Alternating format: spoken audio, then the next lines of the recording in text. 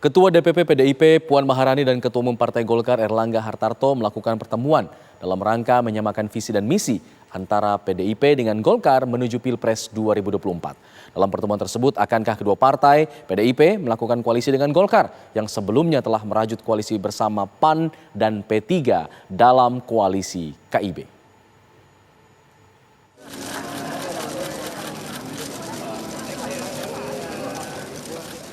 Ketua DPP Partai Demokrasi Indonesia Perjuangan (PDIP) Puan Maharani bertemu dengan Ketua Umum Partai Golkar Erlangga Hartarto di kawasan Monas Sabtu pagi. Keduanya didampingi oleh para petinggi dari partai masing-masing. Baik Puan maupun Erlangga mengaku jika pertemuan ini merupakan bagian dari silaturahmi politik dalam rangka menyamakan visi dan misi antar PDIP dengan Golkar untuk membangun bangsa Indonesia serta menyambut pesta demokrasi tahun 2024. Membuka diri dan kami tentu saja berkeinginan untuk bersama-sama bergotong royong dalam membangun bangsa dan negara. Itu dulu Pak Ketua. Negeri ini butuh lebih banyak partisipasi anak bangsa, termasuk partai-partai politik. Jadi inilah yang ingin dibangun oleh Golkar dan PDIP. Menuju Pilpres 2024, PDIP saat ini tengah gencar membangun koalisi dengan sejumlah partai politik lain. Puan sudah bertemu dengan Ketua Umum Partai Nasdem, Gerindra, dan Partai Kebangkitan Bangsa atau PKB. Sementara itu, Golkar sebelumnya telah merajut koalisi bersama PAN dan P3 dalam koalisi Indonesia Bersatu atau KIB. Pertanyaan mendasar pun mengemuka. Akankah PDIP berkoalisi dengan Koalisi Indonesia Bersatu atau KIB, atau berkoalisi dengan Koalisi Indonesia Raya atau KIR? Ataukah PDIP membangun koalisi sendiri dengan menarik salah satu partai anggota KIB atau KIR? Dari Jakarta, tim TV One mengabarkan. PDIP melalui Puan Maharani sudah melakukan pertemuan dengan Ketua Umum Partai Golkar Erlangga Hartarto. Dalam pertemuan tersebut ada sinyal jika kedua partai tersebut akan melakukan koalisi jelang Pilpres 2024. Lalu bagaimana dengan nasib koalisi Indonesia Bersatu yang sebelumnya sudah dibangun bersama Golkar bersama dengan P3 dan juga PAN? Kita akan bahas dalam dialog kabar petang hari ini. Bersama saya sudah hadir sejumlah narasumber, yaitu ada Bang Andreas Pereira, politikus PDIP, Bang Maman Suherman, politikus Partai Golkar, dan pengamat politik Yunarto Wijaya. Selamat sore, Bapak-Bapak. Selamat sore. Baik. Sambil menunggu sejumlah narasumber bergabung semuanya, kita sudah tersambung bersama Bang Andreas. Bang Andreas, ini adalah pertemuan keempat ya dengan partai politik. Sebelumnya Mbak Puan sudah bertemu dengan Gerindra, bertemu dengan Nasdem, bertemu dengan PKB, kali ini bertemu dengan Golkar. Apakah ini memang upaya untuk mencari koalisi dengan partai-partai tersebut, khususnya dengan Golkar yang baru nih? Atau bagaimana sebenarnya sih?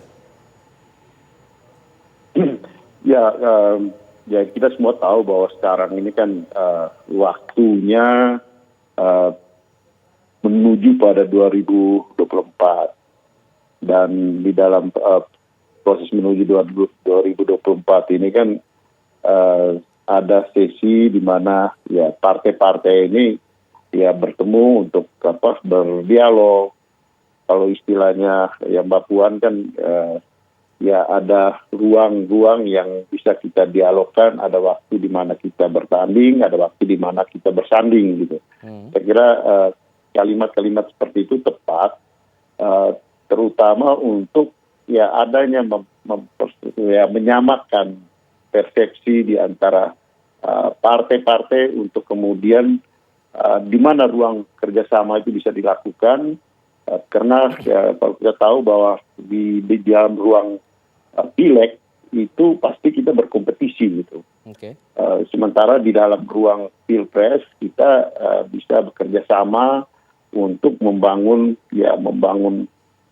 kepentingan bangsa ini, mempunyai kepemimpinan nasional yang bisa kita sama-sama usung, sama-sama dukung untuk ya memenangkan proses pilpres nanti. Tapi proses itu kan ya ini baru di dalam tahap-tahap pembicaraan, ya mesti jauh dari pengambilan keputusan, karena keputusan itu kan waktunya masih cukup panjang. Kalau kita lihat dari norma ya proses menuju 2024 ini baru tahun depan, bulan Oktober, bulan November baru kita mulai melakukan pendaftaran untuk capres nanti. Baik. Sementara ya persiapan bisa kita lakukan dari sekarang, Kak. Oke, persiapan sudah dilakukan jelang Pilpres meskipun tadi disebut masih panjang. Mas Yunarto, kalau kita lihat perjalanan dari safari politik Puan Maharani ini begitu menarik ya kalau kita lihat. Ada mulai dari Nasdem, kemudian yang ternyata sudah punya calonnya sendiri, ketemu dengan PKB dan Gerindra yang ternyata mereka sudah akrab, lalu bertemu dengan Golkar yang sudah punya koalisi dengan P3 dan juga PAN. Apa sebenarnya pembacaan politis yang mungkin kita tidak bisa lihat secara kasat mata dari masyarakat umum ini, Mas Yunarto?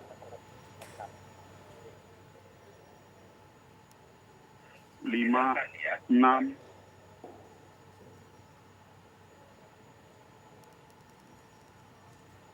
Mas Yunarto? Baik, suaranya belum terdengar. Oke, sudah, silakan Mas. Halo, tes. Ya, sudah aman. Apakah terdengar? Ya. Ya, dilanjutkan silakan. Saya pikir pertama yang harus dibedakan adalah bagaimana memposisikan Mbak Puan dalam pertemuan-pertemuan politik dengan ketum-ketum yang lain ya. Misalnya Surya Paloh ketika menerima pertemuan politik dari beberapa ketua partai yang datang, lalu kemudian bagaimana safari politik Prabowo Subianto atau Mohaimin Iskandar.